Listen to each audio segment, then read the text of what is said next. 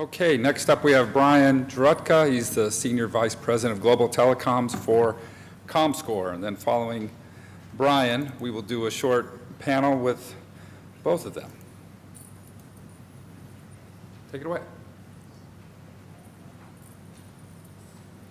Morning, everyone. So first of all, Gary, thanks a bunch. I think a lot of, we'll see certainly comScore's presentation here, trying to build on some of what was already said, hopefully elaborating on a bit of it. Try not to be too repetitive of some of the themes that are out there. So first thing, let's talk a bit about device proliferation. So as we all know, we started off with the days where you essentially had a dial-up, where remember the familiar modem pinging over there. And we're at the point now, though, where we kind of moved on to connected devices, and now pretty much there's a large volume of content going over wireless. We're starting to see things, of course, not just PCs that are going over wireless or phones going over wireless, but connected cars going over wireless, connected homes going over wireless. All that generating kind of the massive amounts of data that we alluded to earlier. And really that's provided kind of a treasure trove and also an opportunity, if you will, to use that information for more targeted both care and marketing, as well as, of course, improving the overall wireless carrier network. And so really the goal today, I wanted to talk through a couple of things. I'm actually going to start off with some specific use cases. And so we're going to go through three very specific use cases as it pertains to data monetization. It's really how you turn some of the information that flows through carriers into actionable insights that you can act on. After that, we'll talk a bit about really the steps that are required for carriers to help operationalize this. So how is it that you would internalize some of the use cases that we go through? And then the last piece, I'll talk a bit about comScore Subscriber Analytics, which is our solution for helping operationalize this as well. So the first use case we'll talk a bit about is actually around reducing churn. And so this is near and dear, of course, to everyone's heart in the carrier space, and I would say the broader communication service provider space. Second big one over here will actually be looked at generating incremental revenue associated with both location information as well as on-device usage or content consumption. And then the last use case is actually going to look at upgrading devices. And so it's really looking at the opportunity over here to say, hey, you know what, let's look at which folks have devices that may be very good candidates to go ahead and offer an upgrade to. As mentioned kind of as a previous theme over here as well, or kind of as a differentiator, one of the key things that we're going to look at here is this is going to be, in all instances, carriers using their own data that is going to have business rules and or some additional dictionaries applied to that data, but this is the carrier's data in and of itself. So the first point over here, this is called, essentially it's individual offer customization. The screenshot that you're actually looking at right here is from one of the systems that comScore actually provides, but let me actually walk you through it. I'm going to step away from this, but I think the room's small enough for you to hear me. So this scenario over here, we're actually looking at a specific device, right? So a mobile device number. It's anonymized, of course, for the purposes of privacy. But in this particular case, the scenario is someone calls in and says, you know what, I have whatever phone. I'm calling in because I actually have an overage on my data. And so the issue right now is, let's say I have a 1 gig plan, and for whatever reason I've now, you're charging me for 1.2 gig. Or 1.5. Do I need to speak into here to be recorded? Okay.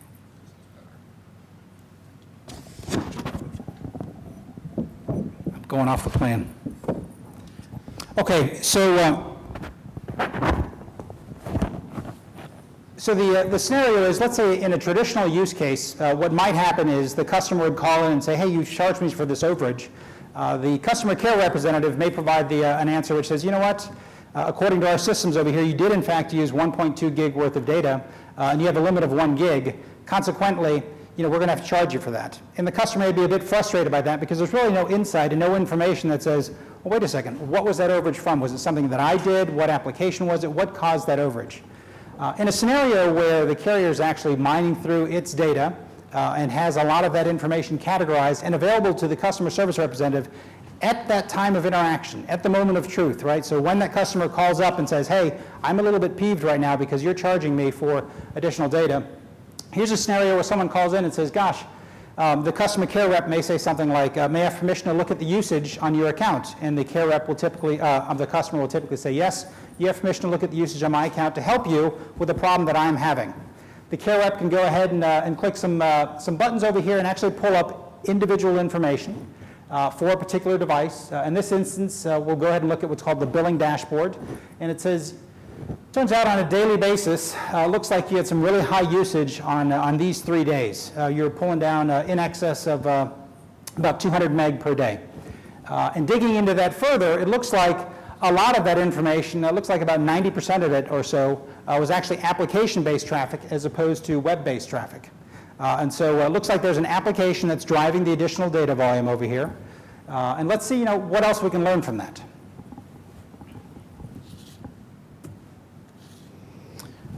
So looking at this even further and kind of and digging into, again, the customer's information as provided to the carrier, as categorized and provided at this moment of interaction, we can actually see the applications that are being used. And it looks like about 80% or so of the application data, remember the application data is making up 90% of all the data consumed, 80% of that is actually by this application called TuneIn Radio.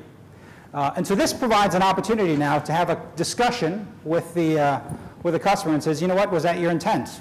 There are instances where, for example, if you're using Google Maps and you're off traveling somewhere, that may pull down a lot of data, and you never really had the intent, if you will, or you never really recognized that the application pulls down as much information as it does. In the situation over here where there is, in fact, a fairly large usage, the customer then can kind of acknowledge and say, you know what, I did use TuneIn Radio. I didn't understand that the application pulled down that much data. I can either choose to modify my behavior going forward and choose to say, you know what, I'm not going to use that application as frequently as I want, or that provides an opportunity for the customer care representative to go ahead and say, well, is there an opportunity here for you to go ahead and increase your data plan? In the scenario where the customer care representative may not have that information, the carrier, in many instances, will typically provide a credit to the customer and say, you know what, don't let it happen again. Don't really have much insight into why that happened, but again, let's not make this on a recurring basis. And that's money out of your pocket as you're providing those credits back. And so again, by providing the information to the customer care rep to have an informed conversation with the customer, to go ahead and allow the customer to understand what was driving that data overage, helps, number one, kind of alleviate some of the anxiety and or suspicion that may come with the client or the user calling the carrier, but also provides an opportunity now for the upsell and or cross-sell of additional products.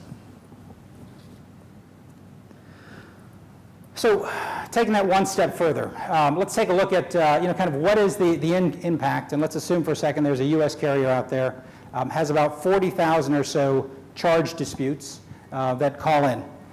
We can say, from an insight perspective, on the left-hand side, these are folks that, again, are calling in and saying, you know what, I have very high usage. Why did you charge me this overage? Help me understand what's going on. And so, again, the standard process right now may be just to have a fairly short conversation, say, it is over, don't make it happen again, we'll provide you with a credit. If we do take a look at this and say, well, the operator researches the usage pattern, and then advises the user really on either to change the plan and or accept that credit, instead of, or even worse, if you will, to essentially tell the subscriber, it says, you know what, we're not going to provide you with a credit because you've had this happen on multiple occasions. That really leaves, obviously, a bad taste in the subscriber's mouth. You can kind of debate, if you will, what the impact would be. There are a couple of them. Number one, there's a churn impact.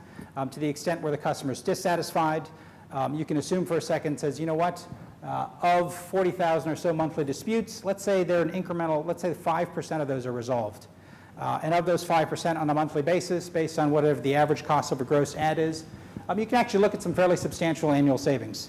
In addition to that, what you would actually get to, there's actually an opportunity now for additional revenue by changing someone's data plan to say, you know what, it shouldn't be 1 gig or 5 gig or whatever that number is. It should be a higher data plan because I'm going to continue using Google Maps or TuneIn app or Pandora or whatever other application that's driving some of that. And I think that's actually important enough for me to go ahead and increase my overall usage. So there's kind of one specific example. Let me walk through one more here. Oops, here we go. Okay, in this example, what we're looking at here is essentially it's tariff plan tailoring.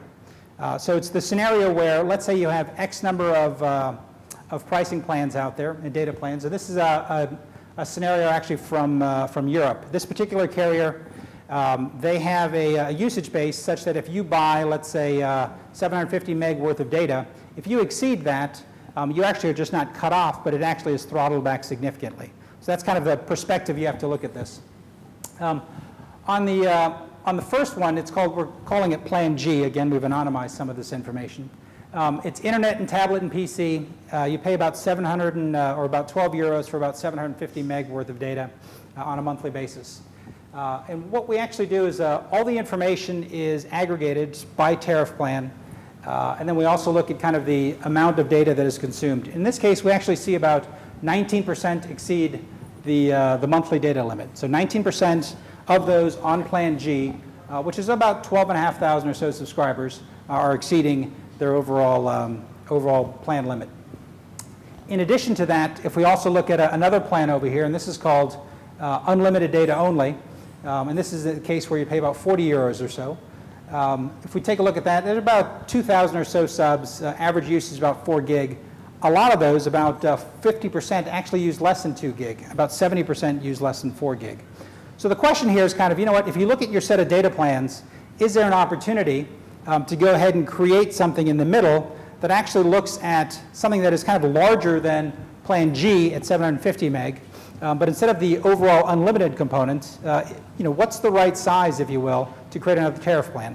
Now, of course, you don't want to create tariff plans galore and essentially individualize them, but at the same time, there's an opportunity here to say, instead of paying 12 euros, why don't we provide another tariff plan that has a higher usage capacity where we can charge incremental revenue for the consumers to go ahead and participate. I'm sorry, and one last piece on the right-hand side. In addition just to understand total usage, it's also important to understand kind of what type of content is being consumed. And the reason that's important, and even as the previous conversation, as Gary had, is, again, is this particular segment, are they interested in applications? Are they interested in browsing? Are they interested in streaming? Are they interested in sports, entertainment, so on and so forth? That's going to help craft the overall marketing message, your conversation with the customer as you approach them and say, you know what, we're going to make you this particular offer. Here's an opportunity for you to go ahead and participate in this value proposition. Are you interested in this? And if you provide me with a value proposition with something that I'm interested in sports, it's going to be a lot more effective to talk to me with something that relates to sports as opposed to entertainment. So moving on to the next component over here, and just thinking about this, here's an opportunity to create kind of an intermediate plan. Remember we said initially there was the 750 meg plan for 12 euros. We had an unlimited plan for 40 euros. There's an opportunity here to say, well, maybe there's an intermediate plan for 1 to 3 gig. We can charge, let's say, 25 euros for that. And we saw that about 40% of all content consumed is actually coming from streaming data. So let's go ahead and bundle something that is of value to that population. It could, for example, be unlimited access to TV streaming. Again, that provides an opportunity to have an incremental revenue opportunity. Instead of paying 14 euros on a month, you're now paying 25 euros. So you have new revenue from an upsell. Also provides an opportunity to retain those customers and go ahead and grow those accounts. In a similar fashion, if you're looking at those heavy data users, that Plan G over here with the shared data plan, is there an opportunity here again to take a particular plan, look at sell them Plan G as well?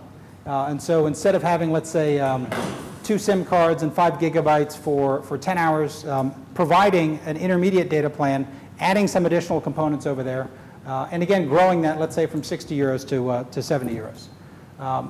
Now, one of the other important components over here is the information that is behind all of this. While as you're looking at it from a marketing perspective, you may market in a group, all the information is available at an individual level so that you can go ahead and segment and build those groups and output that to a campaign that says, you know what, here's an overall campaign that we want to go ahead and provide some incremental value to.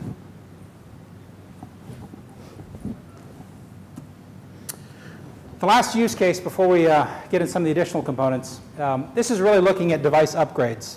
And so the point over here is looking at really feature phone users, and is there an opportunity to upsell them to smartphones?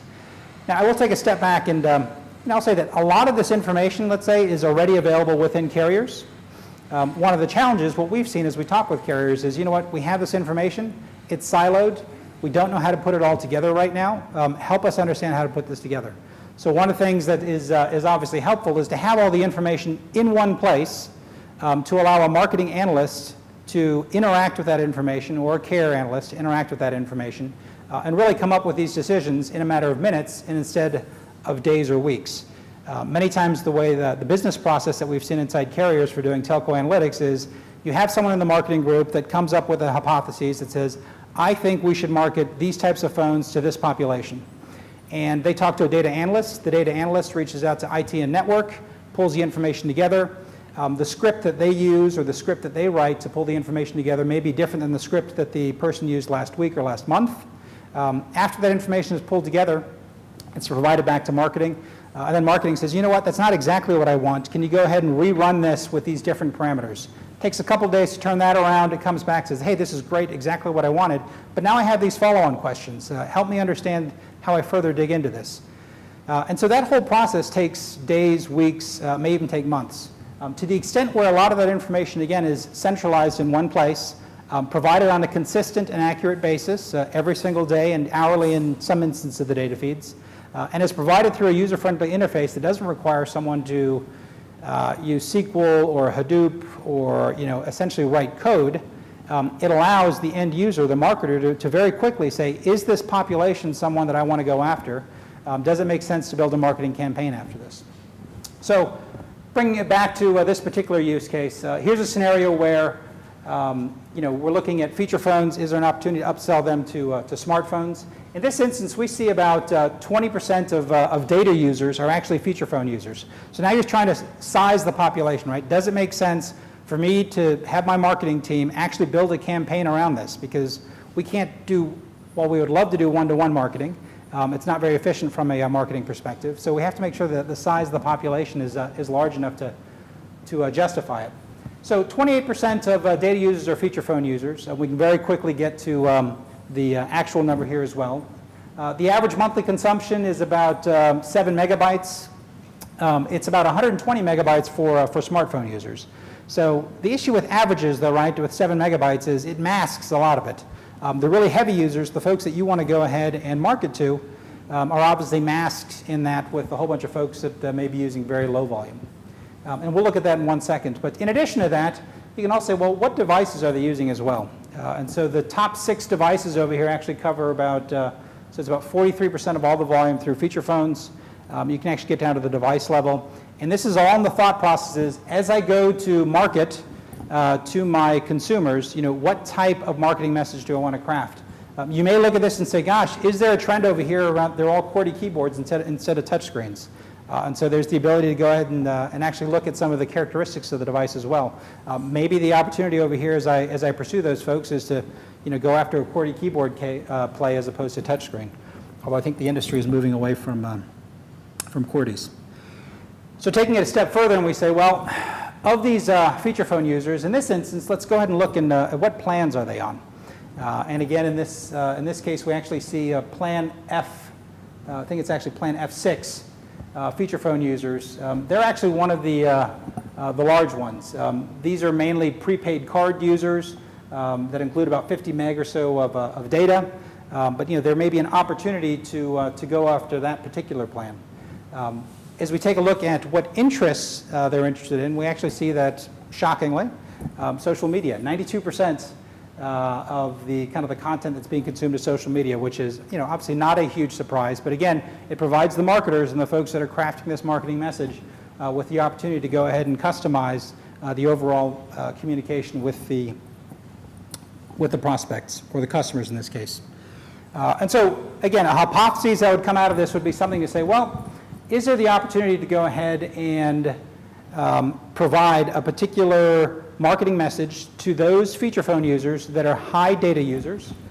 In this instance, if we look at about 10 megabytes per month, and we said on average it was 7 megabytes per month.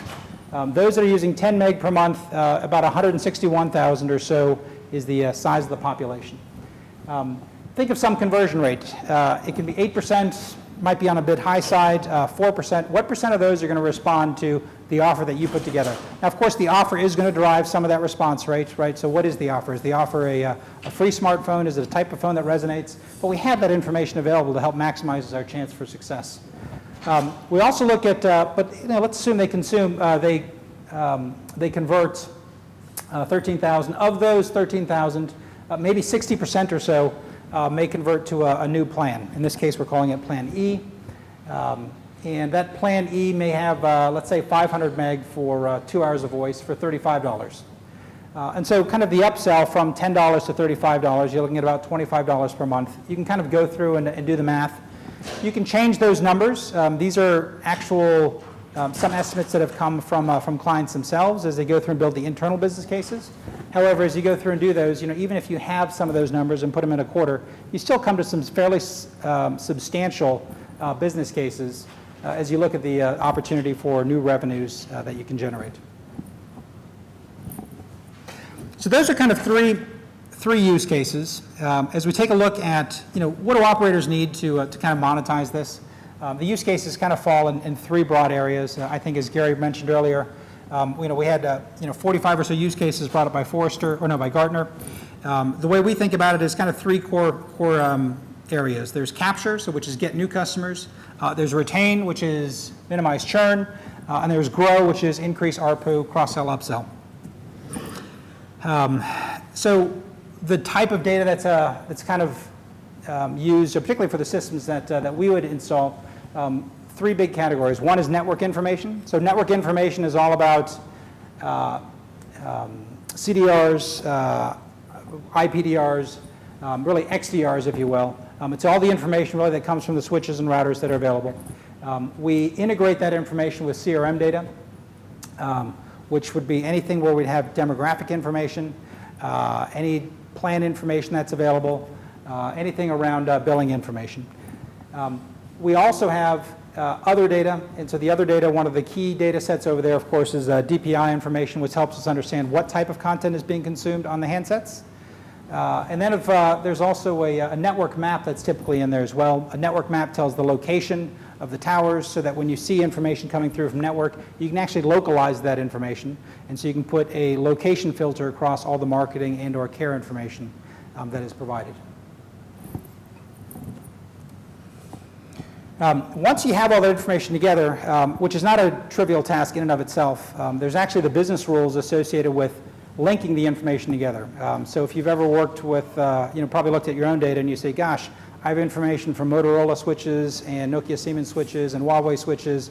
How do you link it all together in a consistent fashion as you have a user moving around the country? How do you link that together with your DPI data and your CRM data on a regular basis? And again, that's kind of one of the advantages of having a system in place that does that on a regular basis as opposed to doing it on an ad hoc basis. The next big thing, though, is to really put it into a format that's usable and recognizable to an analyst or someone that's actually going to make those business decisions. And so if you've ever looked at raw DPI data, for example, that's not intended for people to look at. That's intended for two machines to communicate with one another to provide, to render something onto a screen. And so, how do you convert that into something that makes sense to an analyst? And that's really is running it through business logic and through dictionaries that can say, you know what, it's not really that important to say that you visited Yahoo, for example. What's more important is that you visited sports content, and specifically you're interested in basketball as opposed to soccer.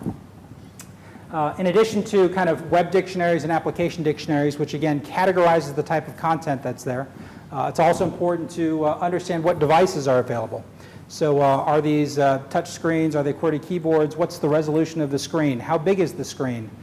Is it Wi-Fi capable? And so this is all about, again, from a marketing perspective, understanding whatever consumer group you're looking at and understanding what would resonate with them from a marketing perspective. And then, of course, there's also protocol and streaming methodology, which, again, is the type of information coming across. Is it important to understand that it's VoIP information versus browsing versus app usage? Yeah, and also differentiating, of course, between the types of streaming that's available. So again, is it going to be Skype versus WhatsApp, so on and so forth. And again, it's as we look at this, once you've kind of collected the information, you've applied the business rules, you've aggregated it, it's then putting it really into a usable format and providing the end users, so the business decision makers, with the means to essentially access that information as in an easy to understand and use fashion, in a way that they're used to interacting with it. So again, it's not about really having to write code to pull that information out, but it's being able to make these decisions in a matter of minutes instead of days, weeks, and months.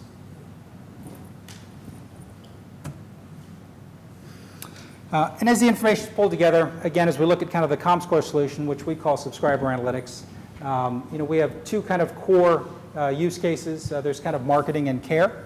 On the marketing side, it's all about the right device plan for the right subscriber.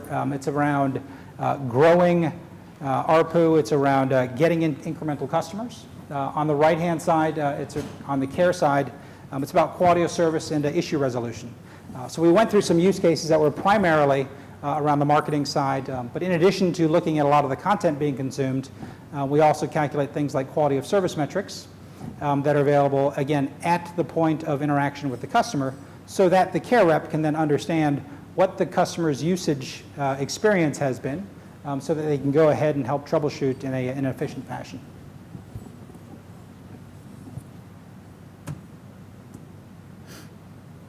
And really what we look at in terms of subscriber analytics, to be very clear, I mean, it is enterprise software. So one of the things that we talked about earlier is, from a privacy perspective, carriers are obviously hesitant to let data leave their network, particularly as you're looking at DPI data or CRM data. And so we actually install the software in the carrier's network.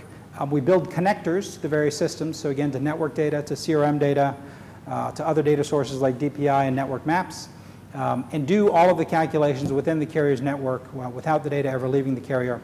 We update comScore's dictionary, so everything that categorizes that content on a regular basis. And then that information is all provided back out to customer care reps, to marketing analysts, to folks in the product group or folks in the network group for analytics. And as we look through this, from an overall process perspective, you have kind of your data inputs, and the piece kind of that comScore takes is merge all that information together, apply the business logic, apply the dictionary, so that when you get all that raw data together, you're now converting it into information that that a regular person, if you will, can use and interpret in metrics and in terminology that are meaningful for marketing, care, and product. And again, from an output perspective, we have our two products, care and marketing.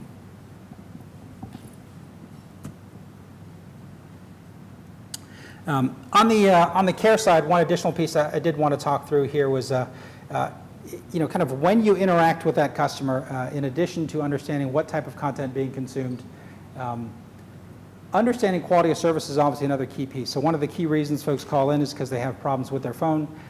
If the care rep doesn't have that information available to understand kind of what that problem is with some predetermined use cases or actions, a lot of times the interaction between the customer care rep and the customer is all about, well, help me understand what your device is doing. Help me, can you download this particular piece of software over the air? Can you bring it into a store? We'll troubleshoot it. One of the key things that we've had the opportunity to do, looking at a lot of this information, both from the network, particularly from the network side, is actually do some calculations and some measurements for quality of service, and actually estimate whether or not it's a problem with the device, a problem with the network, or a problem with a kind of a service provider that's out there as well. And what that does is, as the customer calls in, instead of having a very long conversation trying to figure out, hey, where does the problem lie, very quickly the customer care rep can say, you know what, it looks like it's a problem with the device. Let's go ahead and start troubleshooting the device. Or if it's not a problem with the device, it's a problem with the network, it's essentially saying, you know what, we recognize it is a problem with the network. We have a trouble ticket already in on this particular site, and that should be resolved within the next 24 to 48 hours. And so really what you do is you start decreasing average handle time, increasing your first call resolution by taking care of the actual problem as opposed to guessing that it's a problem with, for example, the handset. and then stepping down that path.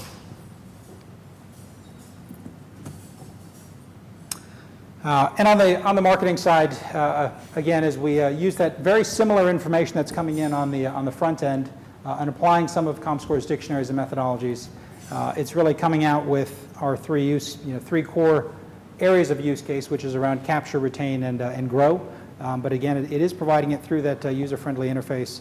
We actually have 51 kind of out-of-the-box pods that have been designed in lots of back and forth with our carrier clients, and one of the big advantages we've had there is we've actually had our, I was talking recently to a CMO who said, you know what, we could probably build all of these ourselves, but it would probably take us a year to year and a half to talk through all the internal stakeholders, talk with a whole bunch of consultants to figure out how you want to show the data, how you want to output the information. This is all available right out of the box, in addition to having kind of the tools to put together information in other ad hoc fashions as well. So, in summary, lots of data out there. One of the challenges, though, is not just having the data, it's actually pulling it together in a fashion that is useful for the end user to actually make business decisions off of. And so therein lies the challenge. Pulling that information together is around, number one, connecting it in a fashion that's consistent and accurate. It's applying business rules to it on a regular basis to kind of consolidate it. It's categorizing it in a way that is understandable by your end users. And then it's finally delivering it to the organization that are going to use it, whether it's care. In one instance, we're installed and we have about 42,000 or so care reps that hit up against the system on a regular basis, in addition to the marketing group and the product group. But it's it's providing it in a way that is useful. The other analogy I would use, it's around extracting the hidden gold insights from a pile of raw data dirt. So if you want to go out there and you want to build some jewelry, you could either go out and actually choose to buy your own mine, to go ahead and mine that site, go ahead and filter out the gold from all the dirt around it, and then actually craft your jewelry. Or you can go out and buy some gold nuggets, if you will. In many instances, the analogy I would use here is I think we do a pretty good job of mining through all that data, all that raw data dirt, and providing those nuggets that can be further utilized for analytics and insights. So that's all I have. Any questions for me?